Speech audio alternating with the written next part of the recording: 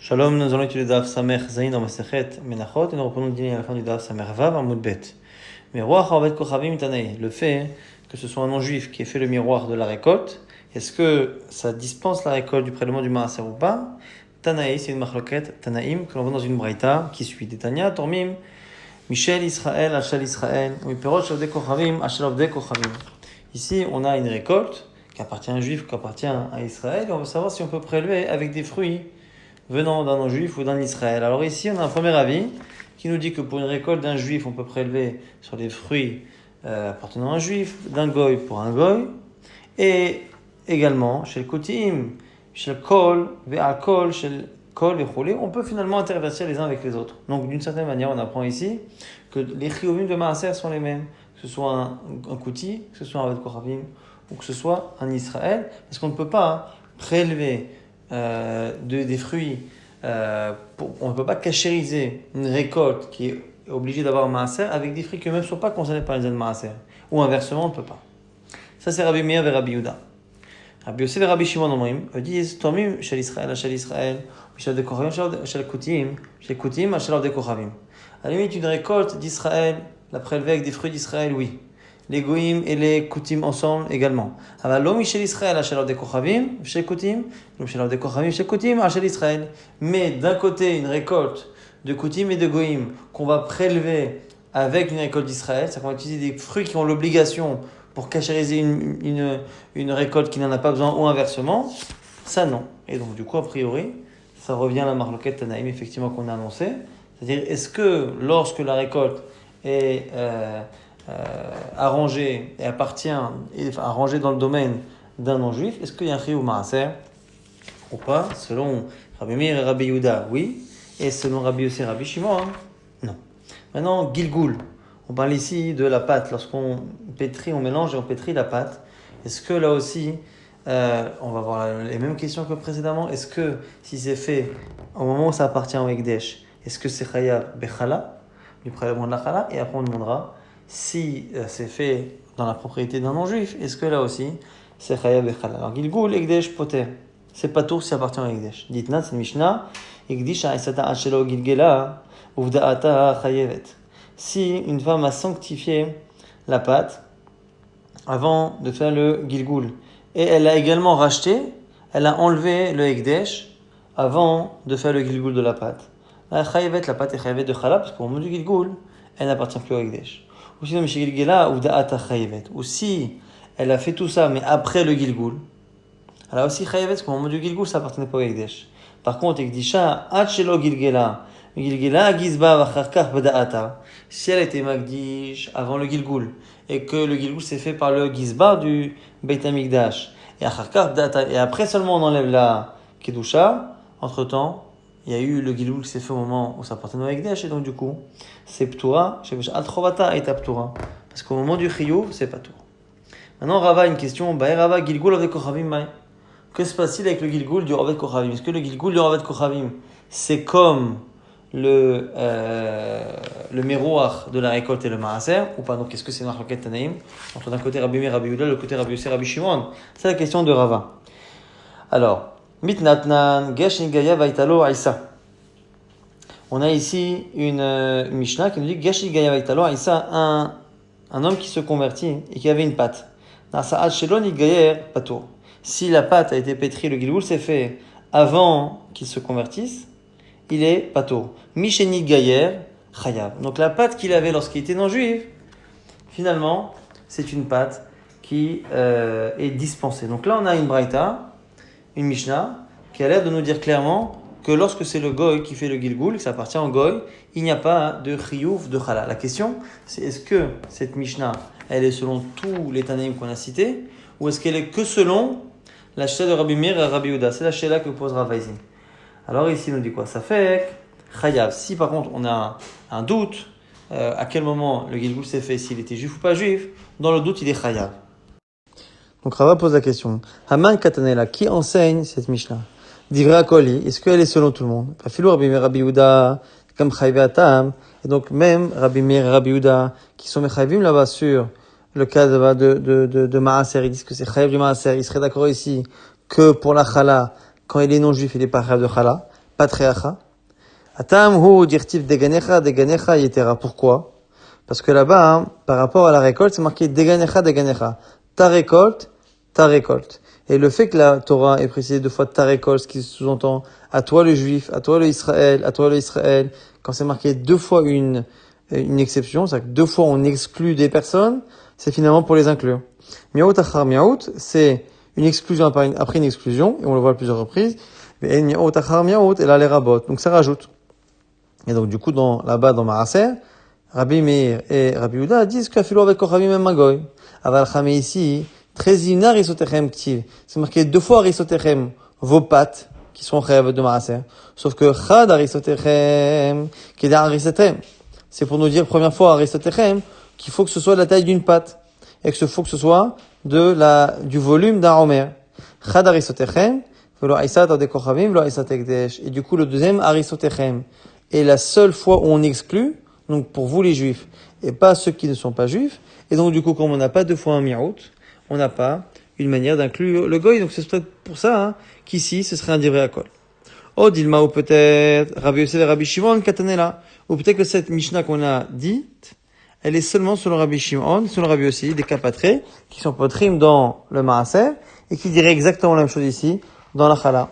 Aval Rabbi Meir et Rabbi Yehuda Gamre, Reshit Me'atam. Alors que Rabbi Meir et Rabbi Yehuda diraient que du mot Reshit qui est marqué à la fois dans la Chala et à la fois dans le Maaser, on apprend que ce qui se passe dans le Maaser, c'est qu'on inclut les Rav de Kochavim, on dira pareil dans la Chala. Donc Rava a posé la Sheila, est-ce que finalement cette Mishnah, qu'elle a de dire que le goy il est pas tour de Chala, est-ce qu'elle est divrei hakol ou est-ce qu'elle est selon les 2 Tanaïm? Amar Rava n'a pas de réponse, il dit Yera Ava d'Etrazier Bechalma. Que ce soit la volonté d'Akadosh Baruch Hu, qu'on me donne la réponse et que je vois la réponse dans mes rêves. Et finalement, Adarama Rava finalement a répondu avec une logique. Man de Ama miroir Ravet Kochavim Poiter, Ravet Kochavim Poiter. Il pense que celui qui dit que miroir de Ravet Kochavim c'est Poiter du Maaser, il dira pareil pour Gigoul de la pâte et donc pour la Chala. Ou Man de Ama miroir Ravet Kochavim et no Poiter, Gigoul Ravet Kochavim et no Poiter. Et celui qui dit que pour un Ravet Kochavim il est chayav de Maaser, il dira qu'il est chayav de Chala, donc il estime que la Mishnah qu'il a rapportée et que selon certains Tanaïm, mais que la Machloket Tanaïm qu'on retrouve dans Maaser, on la trouve également dans la Chala. Et là, on va avoir 2 objections à ce que vient de dire Rava. Et Tivé, c'est Rafa pas d'abord qui dit à Rava, on va Kochavim chez Frish Peter Chamor. On va Kochavim qui a mis de côté le Peter Chamor, l'aîné de l'ânesse, qui doit être racheté et transposé sur un autre animal. Le Chala ou la Chala. On va dire Imoto chez Upatou. On lui apprend qu'il est dispensé. Et du coup, ce qu'il a mis de côté comme chala ou comme péter chamor n'a aucune valeur. Chalaton nechedat tezarim, et sa chala peut être consommée par n'importe quelle personne. Ou péter chamor, gozes ve'ovedbo, et le péter chamor, il n'a aucune kedusha. Et il peut finalement en faire ce qu'il veut. Il n'y a pas de issour par rapport à cela. Et on voit ici qu'on précise que le goy a l'air ici d'être patour de chala, patour de péter chamor, et on parle pas de trouma. Troumato Asura, ça sous-entend que s'il fait un prélèvement, le prélèvement indique que oui, il est assour. Et du coup, Aitana Dama, Miroir avec Kochavim Eino Poter, qu'il coule avec Kochavim Poter. Et donc ce Tana-là donne l'impression que pour la Chala, il est pas tout, mais comme il n'a pas précisé Trumoto Maasrot, c'est-à-dire qu'il serait oui Chayav, et que sa Trouma aurait un effet. Et donc du coup, on voit bien qu'on peut très bien penser que dans Chala, le goy est pas tout, Trumato Maasrot, dire qu'il est Chayav. Mais Od et Tivé Ravina le Rava reçoit une autre objection. Chalat Ode Kochavim Ba'aretz. La chala prélevée par un Rovek Kochavim en Eretz Israël. Ou Trumato B'chutz Haaretz. Et sa Trouma, mais en dehors d'Eretz Israël. Là aussi. Modaim Oto Sheu Patour, on lui dit qu'il est Patour. Chalato Nechelet Lezarim ou Trumato Midamarat. Et sa chala peut être consommée par n'importe qui. Et sa Trouma, si elle se mélange dans d'autres aliments, ne la rend pas interdite comme indigne de Trouma classique. Et on voit ici qu'on précise que c'est la Trouma en dehors d'Eretz Israël. Moi, je pense que la Trouma qui fait en Eretz Israël, elle est oui, Midamarat. Or, pourtant, il a dit que la chala, il est pas tour. Ah, Trumato Baretz, Asura Midamarat, tu vois bien que la Trouma est Asura. Vea, Haïtana Dama, Meroach avec Kochavim, et no Poter, Gigoul avec Kochavim. Poter, on voit bien qu'encore une fois, on a dans cette braïta, cette même contradiction entre ce qui est marqué clairement et un diouk, une déduction de la suite, c'est-à-dire qu'à chaque fois, c'est marqué clairement que la chala du Ovet Kochavim n'a aucun statut, et donc il est dispensé, et on voit par une déduction que ces Trumot ou Maasrot ont oui un statut, et donc ça veut dire qu'il est chayav. Donc on voit donc deux braïtot, qu'on peut très bien penser qu'il est pas tour mechala, mais qu'il est chayav de Maasrot. La Gemara nous dit non, c'est pas une preuve. Rava continue de penser qu'en général les deux sont liés. Simplement midera banan, gzera mishum ba'ale kissim. C'est juste midera banan, chachamim qui ont inventé un chiyuv, mishum ba'ale kissim, à cause des gens riches, mais qui peuvent être avares et qui veulent éviter de prélever des choses. Pour éviter qu'il y ait des prélèvements, on a fait finalement indigne que midera banan, la trouma, est obligatoire pour le goy en Eretz Israël. Pour pas que, justement, les gens riches donnent leur récolte pendant quelques instants à un non-juif et qu'elle soit dispensée à ce moment-là du maaser et qu'ils la récupèrent dans les instants qui suivent. C'est pour ça qu'ils ont fait ça midera banan. Mais Rava continue de penser que minadine, les deux sont liés, soit les Ovdei Kochavim sont chavim de chalai de Maasrot, soit ils sont p'torim. La Gemara dit, si c'est ça, si un din derabanan, pourquoi ne pas dire la même chose pour la chala yachi et afilou chalanami? Pourquoi chala on dirait pas aussi que à l'origine il y a un p'tour, mais on aurait dû inventer un din derabanan de peur qu'ils utilisent les goïms pour être patour. La Gemara dit non, efshar de afela pachod mechamisha revaim kemar verod. Il dit non, pourquoi on n'a pas besoin de ça? C'est parce que pour la chala, il y a déjà une possibilité assez facile de se dispenser de la chala, c'est de cuire le pain par petite quantité. Moins que chamisha revaim, quand on cuit moins de cette quantité-là, on n'est pas tour de chala. Et donc du coup, il aurait une possibilité de le faire. Donc c'est pas la peine de l'empêcher de le donner à un goy, parce que s'il voulait éviter de la chala, il n'a pas besoin de passer par le fait de donner à un goy. Il lui suffit de diminuer les quantités, en tout cas de faire par petite quantité. Là, on va dire, Troumanami, c'est pareil. Fshad David Kerabi Oshaya. La Trouma aussi, pourquoi tu crains qu'il passe par un goy pour se dispenser de Troumot ou Maasrot quand il est riche et qu'il veut pas payer beaucoup de Troumot ou Maasrot, alors qu'il y a d'autres possibilités quoi qu'il arrive. C'est-à-dire, comme Rabbi Oshaya, Damar Rabbi Oshaya, Marim Adam Ato Machnisa Bemos Shela, Shekede Shete Bemto Ochelet, ou Ptora Mine Maaser. Celui qui fait rentrer sa tvoa, sa récolte chez lui, et qui la fait rentrer telle quelle, sans enlever, en laissant les grains, en laissant les grains dans les épis, en laissant donc les écorces, tout ça, de telle sorte à ce que ce n'est pas consommable par l'homme, seulement par les animaux. À ce moment-là, il est pas tout. Il est pas tout. Il n'y a autre possibilité des aïla, des rigagot et des rerkafifiot. Ou sinon, si on fait pas rentrer par la porte, que la Torah nous dit que c'est dans la porte de ta maison que tu rêves du maaser, s'il fait rentrer par le toit, ou s'il fait rentrer par un autre système, ils se retrouvent à être dispensés. Donc il y a déjà d'autres dispenses. Donc pourquoi imaginer selon Rava que quand on a dit qu'il est chayav, c'est pas qu'il est vraiment chayav minadin, c'est que Chachamim ont inventé ça de peur qu'on passe par un goy, alors que là aussi il y a d'autres possibilités. Agma dit oui mais non, c'est pas pareil. Pourquoi? Atam befares ya zila bemita. Comme là le fait de faire passer la récolte par le toit ou autrement que par la porte, c'est quelque chose qui est fait à la vue de tous, c'est quelque chose d'honteux et il n'osera pas forcément le faire. Alors que Rabbetzina, l'ozila bemilta. Alors que là, il le fait en cachette pour la chala, et personne qui le regardera, il ne se rendra pas compte. Et donc, il a vraiment la possibilité de le faire. Alors que pour le maaser, il a peut-être honte de le faire en public, et donc s'il doit le faire, c'est en cachette, en passant par un goy. C'est pour ça que Chachamim ont bloqué, en faisant en sorte que même si c'est un goy qui a la récolte au moment du miroir, il y a un chiyuv de chala, de maasrot, miderabanan. Nouvelle Mishnah, Balole Isaron, comment on faisait la milchat en mer? Il prend le Isaron Solet, Venatan, Shamno, ou le Vonato, il met dessus le Shemen, l'huile, ou le Vona et l'encens. Yatsa qui rajoute de l'huile ou Balal, et il mélange. Et Nif, il balance, Veigish et l'approche du Misbeach. Vekamatz, et il prend une poignée, Veiktir et il la brûle, Veachan Echala Kohanim, et le reste est consommé par les Kohanim. Shekara, Vormer, une fois qu'on apporte le Homer, Yotzim, Motzim Shuk Yerushalayim, She'u Malek, Kemach Vekali. On faisait sortir directement à Yerushalayim tout ce qui était donc les farines et le kali, la farine qui était faite à partir de la récolte qui était grillée, et on pouvait tout de suite la consommer.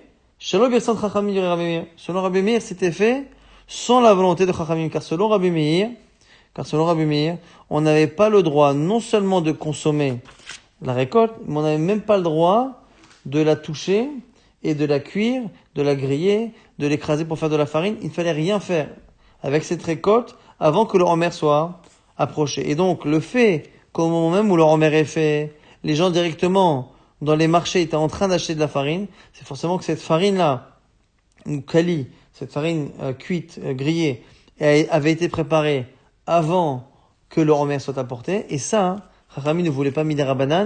Ils avaient interdit que les gens commencent à travailler la récolte, de peur qu'en la travaillant, ils en viennent à la consommer avant l'heure. Ça, c'est Rabbi Meir. Rabbi Yehuda Omer, Rabbi Yehuda nous dit, selon Rabbi Yehuda, c'était autorisé. Effectivement, les gens achetaient immédiatement dans les marchés la nouvelle récolte, la nouvelle farine ou la nouvelle kali farine à partir des grains qui étaient grillés. Simplement, Rabbi Yehuda n'est pas d'accord avec cette idée que les Chachamim auraient interdit de l'utiliser. Selon Rabbi Yehuda, il n'y a pas cette crainte-là. Et tout de suite, la Gemara va essayer de se demander, est-ce que ici, cette marloquette Rabbi Meir et Rabbi Yehuda est compatible avec la marloquette qu'il y a dans Chametz. Ici, l'idée étant que, selon Rabbi Meir, Chachamim ont interdit de manipuler et de travailler une récolte qui est interdite à la consommation. Et selon Rabbi Yehuda, il n'y a pas cette crainte. Est-ce que dans Chametz, aussi dans Pesach, est-ce qu'on a le droit d'avoir affaire à du Chametz ou on a peur qu'on le mange? C'est une marloquette. Donc, Gazar Rabbi Yehuda, Dima telemechal mine. Quoi? T'es en train de me dire ici que Rabbi Yehuda n'a pas peur qu'on utilise cette récolte, qu'on la travaille, parce qu'il n'a pas peur qu'on la consomme. C'est-à-dire qu'il n'a pas peur qu'on consomme quelque chose d'interdit en le manipulant. Pourtant, dans Pesach, il dit pas pareil. C'est marqué Orminu là-bas dans une Mishnah. Rabbi Yehuda Omer, Botkim or arbaasa. On fait l'abdika la veille du 14. Par Baasar Shachrit le matin, au moment du bi'our. Et après, si on n'a pas fait ça, si on n'a pas pu faire l'abdika à ce moment-là, on ne fait plus l'abdika pendant la fête. Mieux vaut qu'il y ait du chametz et qu'on tombe pas dessus, plutôt qu'on fait l'abdika, qu'on tombe dessus, et qu'éventuellement, on le consomme.